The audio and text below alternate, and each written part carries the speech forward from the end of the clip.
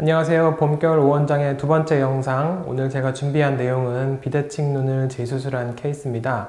특히 이 환자분은 여러 번 수술로도 비대칭이 남아있어서 그것을 해결하고자 했던 분인데 이렇게 반복된 수술 이후에 나타나는 비대칭은 원인이 사실 여러 가지가 혼재되어 있는 경우가 대부분입니다. 사진을 보면서 설명을 할게요. 왼쪽, 오른쪽은 화면에서 보이는 방향 기준으로 말씀을 드리겠습니다. 일단 첫 번째 문제는 왼쪽 눈이 덜 떠진다는 거죠. 한 2mm 이상 차이가 나는데 이런 경우를 안검마수라 그럽니다. 좌측 눈꺼풀이 눈동자를 더 덮고 있다. 근데 오른쪽을 한번 봐봐요. 왼쪽에 비해서 좀 과하게 뜨고 있지 않나요? 이제 이거는 오른쪽 눈이 뜨는 힘이 충분해서라기보다는 왼쪽이 덜 떠지는 바람에 나타나는 일종의 보상작용이거든요. 그래서 이렇게 한쪽에만 안검하수가 있을 때 그쪽 눈을 잘 떠지게 교정을 하고 나면은 반대쪽이 살짝 떨어집니다. 그래서 왼쪽은 약 1.5mm 정도 더 보이게 하고, 그리고 오른쪽은 아마 아무것도 안 해도 0.5mm 정도는 살짝 내려올 겁니다. 그러면은 거의 맞을 것 같아요. 이게 지금 가장 중요한 문제라고 저는 생각을 하고, 이거를 대칭적으로 맞추는 게 이 눈에서는 핵심이에요. 그리고 두 번째로 쌍꺼풀 라인 크기도 달라요. 근데 쌍꺼풀 라인은 한쪽이 풀려도 다르고, 디자인이 달라도 다르고, 눈 뜨는 게 이렇게 짝짝이로 떠져도 다르거든요. 그래서 이렇게 생각하면 돼요. 나머지 모든 요소들이 대칭이 완성될 때 비로소 쌍꺼풀은 대칭적으로 보인다. 아까 가장 먼저 안검하수 교정을 한다 그랬잖아요. 근데 그거 절개로 해야 되는 거거든요. 그러면은 새로 디자인을 할 때 최대한 대칭을 맞춰서 하는 거예요.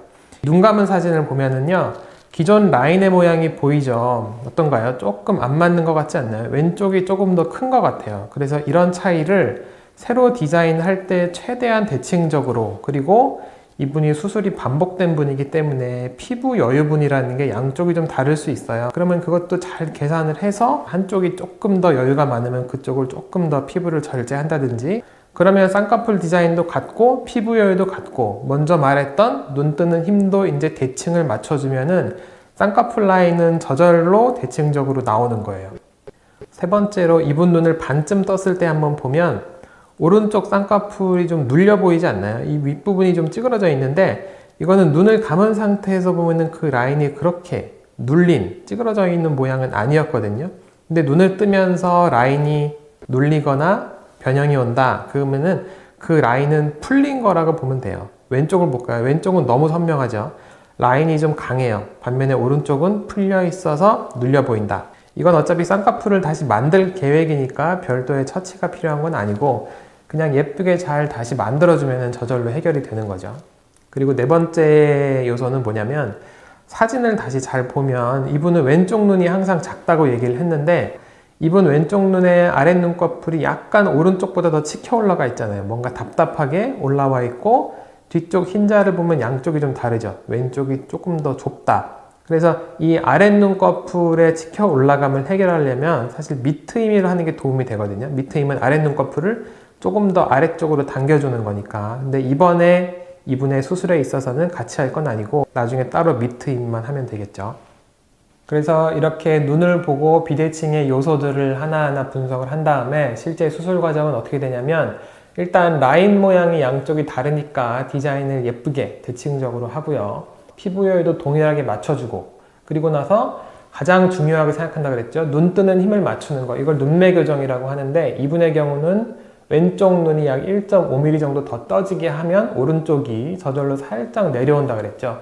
그러면 거의 수평이 맞게 될 것 같거든요. 경우에 따라서는 한쪽만 눈매 교정을 하기도 하고 양쪽을 다 하기도 합니다. 대신에 비대칭이 있을 때는 당겨주는 양을 좀 다르게 해서 눈 뜨는 힘을 동일한 정도로 맞춰주는 거죠.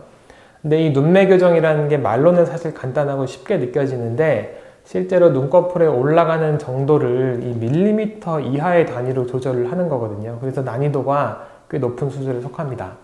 자, 이제는 수술 후의 사진을 볼까요? 이제 수술 2주가 지난 시점에 촬영한 사진이고요. 우선 눈 뜨는 힘은 어느 정도 대칭성이 맞는 것 같죠. 지금 2주 정도 지난 시점이면은 아직 붓기도 있고 쌍꺼풀이 단단해서 약간 눈이 덜 떠지는 시기거든요. 그래서 완전히 자리를 잡으려면은 절개 쌍꺼풀이 재수술이라면 한 3개월 정도는 미세하게 모양이 계속 변화하는 시기다. 그래서 어느 정도는 마음의 여유를 가져야 되고 두 번째 문제가 라인이 짝짝이로 보였던 거고, 세 번째 문제가 오른쪽이 일부 풀린 거였잖아요. 그래서 이런 문제들은 쌍꺼풀을 제대로 다시 만든다는 느낌으로 하면 됩니다. 일단 디자인을 최대한 대칭적으로 하고, 그러면 이제 아래 그림처럼 절개선이 생기는데, 이 라인은 결국 의사가 처음에 눈꺼풀에 그린 모양대로 그대로 나오는 겁니다. 그래서 일부 풀렸던 라인들을 제대로 고정을 해주고요.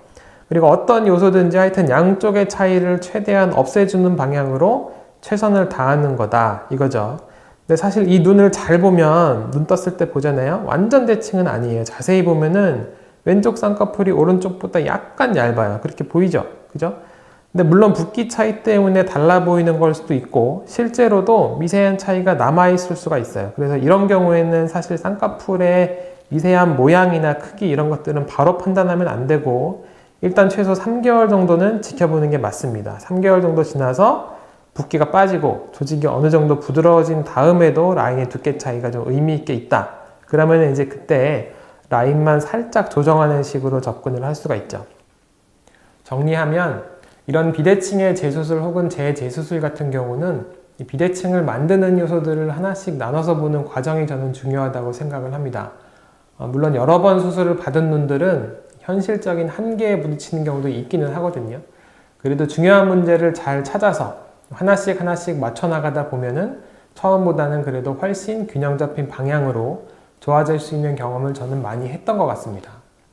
오늘의 영상이 이 비슷한 고민으로 재수술을 생각하고 계신 분들에게 조금이라도 도움이 됐으면 좋겠습니다. 감사합니다.